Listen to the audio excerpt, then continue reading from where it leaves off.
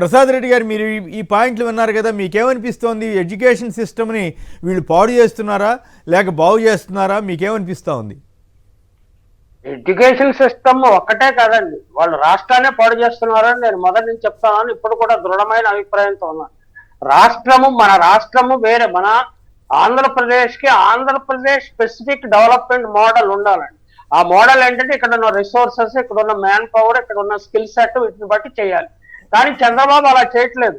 హైదరాబాద్ లో ఐటీ అభివృద్ధి చేశానని తనంతకు తానే చెప్పుకుంటూ అదే దాన్ని ఇక్కడ కూడా చేస్తానని ప్రముఖ సృష్టిస్తున్నాడు. మనకేంటంటే మనకి కావాల్సిందే ఆంధ్రప్రదేశ్ ముఖ్యంగా అగ్రికల్చర్ స్టేట్కి అవసరం అనేది. అలాగే ప్రజలకు ఆరోగ్యం అవసరం అయితే మెడికల్ కాలేజ్, అగ్రికల్చర్ యూనివర్సిటీలు పెట్టాలి. అలాగే కోస్తా అంతటా మనకి అద్భుతమైన రిసోర్సెస్ ఉన్నాయి కాబట్టి, వాటర్ రిసోర్సెస్ ఉన్నాయి కాబట్టి అక్కడ వాటిని మత్స్య సంపదని ట్యాప్ చేసుకోవడానికి మనకి అవసరమైన పోర్టులు, హార్బర్లు, జట్టీలు కట్టుకోవాలి. అది కదా రాష్ట్ర అభివృద్ధి. అంతేగాని ఎక్కడో మన బిల్ గేట్స్ ఒక సందర్భంలో చెప్పారండి, ఆఫ్రికాలో కంప్యూటర్ ప్రవేశపెట్టడం అంత అత్యంతం కాదు, ఇప్పుడు మనం కోళ్లను ఎట్లా పెంచాలనేది వాళ్ళకి బాగా నేర్పించి అదొక ఎకనామిక్ యాక్టివిటీగా డెవలప్ చేస్తే ఆ ప్రాంతం ఆఫ్రికాలో కొన్ని దేశాలకి స్పెసిఫిక్ గా ఉంటుంది. అలా కాకుండా చంద్రబాబు నాయుడు మరి బిల్ గేట్స్ ని నేను చాలా ఇదిగా చేస్తానంటే, బిల్ గేట్స్ ఏం చెప్పాడో కూడా ఆయన తెలుసుకోవాలి కదా. ఆయన ఏంటంటే మాసిపూసి మారేడుగా చేసి ప్రజలను భ్రమంలో పెట్టి ఈ దళారీ వర్గాలు ఉంటాయి కానీ దళారీ వర్గాలకు మేలు చేసే పనులని చేస్తుంటాడు. నిర్మాణ కార్యక్రమాలు పెడితే కమిషన్లు 30-40% దొబ్బేయటానికి మంచి అవకాశాలు ఉంది. ఇప్పుడు ప్రతి వాడు అది నిర్మిస్తానని వస్తున్నారు కానీ గ్రౌండ్ లెవెల్ నుంచి ఎందుకని అభివృద్ధి చేయాలని వాళ్ళు ప్రయత్నం చేయటం లేదు. జగన్మోహన్ రెడ్డి గారు ఏంటంటే పునాది నుంచి అభివృద్ధి చేయాలంటే విద్యా వ్యవస్థని అభివృద్ధి చేయడానికి అద్భుతమైన మార్పులు తీసుకొచ్చారండి. ఎందుకో దురదృష్టవశాత్తు ఏంటంటే వీళ్ళ చేతిలో పడి సర్వనాశనం అయిపోతుంది. నెక్స్ట్ 10 years లో మన ఆంధ్రప్రదేశ్ విద్యార్థులు అద్భుతంగా జాతీయ స్థాయిలో, అంతర్జాతీయ స్థాయిలోనూ వెలుగొందారు. మనకి ఆంధ్రప్రదేశ్ అదృష్టం ఏంటంటే ఆంధ్రప్రదేశ్ ప్రజలు విద్య పట్ల చాలా గాఢమైన అభిమానం ఉన్నవాళ్ళు. ఇతర రాష్ట్రాలతో పోలిస్తే మన వాళ్ళు విద్య కోసం ఎక్కువ డబ్బు ఖర్చు పెట్టడానికి కూడా ఇష్టపడతారు. పిల్లల్ని చదివించుకోవాలి, విదేశాలకు పంపించాలి అన్న పట్టుదల. అలాగే మనకి ఆంధ్రప్రదేశ్ లో అద్భుతమైన మెడికల్ ఎడ్యుకేషన్ ఫెసిలిటీస్ ఉన్నాయండి. మనం హ్యూమన్ రిసోర్స్ ఎక్స్పోర్ట్ చేయగలుగున్నాం. ఇలాంటివన్నీ వదిలేసి ఆయన ఐటీ అంటే ప్రజల్లో ఐటీ భ్రమ ఉన్నది. ఐటీ అంటే హై పేయింగ్ జాబ్స్ అని. ఐటీయే కాదు, అది ఆ తర్వాత వచ్చే చర్చ అనుకోండి. ఇక్కడ నాకు ప్రధానమైన పాయింట్ ఏంటంటే లోకేష్ గారు రెడ్ బుక్ అంటూ తిరుగుతున్నారు తప్ప అసలు విద్యా వ్యవస్థ ఏమైంది, స్కూళ్ళు ఇంకా ఎట్లా బాగు చేయాలి, వీటి మీద ఎందుకు శ్రద్ధ పెడతలేదు అనేది నాకు అర్థం కావట్లేదు. ఇక బిల్డప్ బాబాయిలు ఉన్నారు కదా ఆంధ్రజ్యోతిలో ఎవరో, అసలు ఇందాక నేను పొరపాటున అమరావతికి సంబంధించి సాక్షిలో వచ్చింది 53 కోట్లు అంట. అది మళ్ళీ వేరే చర్చిద్దాం, ఈ పొరపాటు నేనాడన్నట్టున్నాను. అయితే ఇక్కడ పాయింట్ ఏంటంటే ఈ విద్యా వ్యవస్థ గురించి కాకుండా రెడ్ బుక్ గురించి మీరెందుకు భయపడతారు అది అని అడుగుతారేంటి ఆయన లోకేష్ గారు.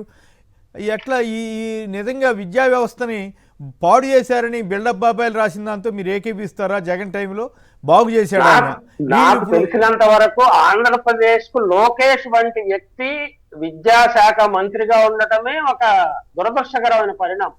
ఈ was never a brilliant student. నాకు తెలిసినంత వరకు ఆయన ఏదో స్టాన్ఫర్డ్ లో కట్టసిట్టు సత్యం రామలింగరాజు గారితో చదువుకోవచ్చు, అందుకని ఆయన చదివిన వాళ్ళందరూ గొప్ప మేధావులుగా ఎమర్జ్ అవుతారని ఏం లేదండి. మీరేంటంటే సీరియస్ కామెంట్ చేశారు మొన్న టీజీ భరత్ కదండి. కాదు మొన్న టీజీ భరత్ అసలు ఇంత స్టాన్ఫర్డ్ లో చదువుకున్న ఏకైక మంత్రి ఎమ్మెల్యే ఆయనే సీఎం అర్హుడు అని కూడా ఆయన ఓపెన్ గా చెప్తే, నాకు తెలుసు ఐఐటీలో చదువుకుని 10,000కి 15,000కి పనిచేసేవాళ్ళు, స్టాన్ఫర్డ్ లో చదువుకుని సద్యోగాలు లేకుండా తిరిగి నాకు తెలుసు, వ్యక్తిగతంగా తెలుసు.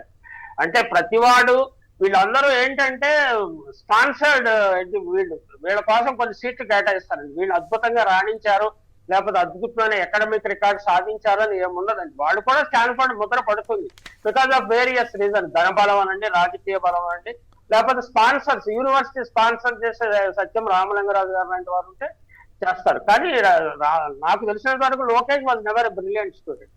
ఆయన ఇంటర్మీడియట్ లో కానీ ఇంకా లోయర్ క్లాసులో కానీ తర్వాత ఆయన ఏదో మీరు బిల్డప్ బాబాయ్ అంటారు కదా, మీకు చాలా ఫేవరెట్ పదం. బిల్డప్ బాబాయ్లో లిఫ్ట్ ఇస్తే ఆయన పైకి రావచ్చు, మంత్రి కావచ్చు, లేదా ముఖ్యమంత్రి కూడా కావచ్చు. That does not mean, it will not change ఆయన Right. ఎకడమిక్ రికార్డ్ ఏం మార్చదు. ఆయన చాలా పాజిటివ్ గా ఉండి ఆలోచించి దీని మీద Correct. జగన్మోహన్ రెడ్డి గారు చేసిన దాని మీద ఇంకా బిల్డప్ చేసి తాను ఇంకా మెరుగ్గా ఎలా చేయగలను అవును. చేయకుండా నేను అట్లా మొత్తాన్ని పాజిటివ్ నాశనం యాంగిల్ చేస్తాను ఉంటే ఆయనకి మంచి పేరు వస్తుంది. ఇప్పుడు ఆ మధ్య అవును, ఒక ఖచ్చితంగా. స్కూల్కి వెళ్ళారు.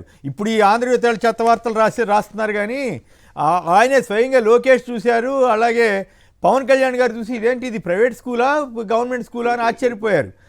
అది అప్పటికి జగన్ గారు తీసుకొచ్చిన మార్పులు, డిజిటల్ బోర్డ్స్ అని బల్లలని అవన్నీ తీసుకొచ్చితే ఇప్పుడు వీళ్ళు ఇట్లా కావాలని దుర్మార్గంగా బురద వేసే ప్రయత్నం వాళ్ళు చేస్తున్నారు.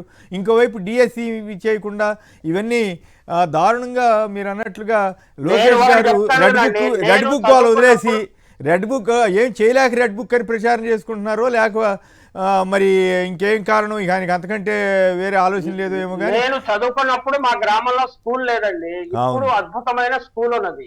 అంటే దాదాపు 40-50 ఏళ్లలో మార్పు చెందిన దానికంటే 5 సంవత్సరాల జగన్మోహన్ రెడ్డి గారు చాలా మార్పు తీసుకొచ్చారు. అంటే ఈ కాలానికి అనుగుణంగా విద్యార్థులు తయారు చేయడానికి ఒక ఇన్ఫ్రాస్ట్రక్చర్ క్రియేట్ చేసి దాని మీద ఇంకా బిల్డప్ చేసి లోకేష్ బాబు మంచి పేరు తెచ్చుకుంటే మన అందరం సంతోషించేవాళ్ళం.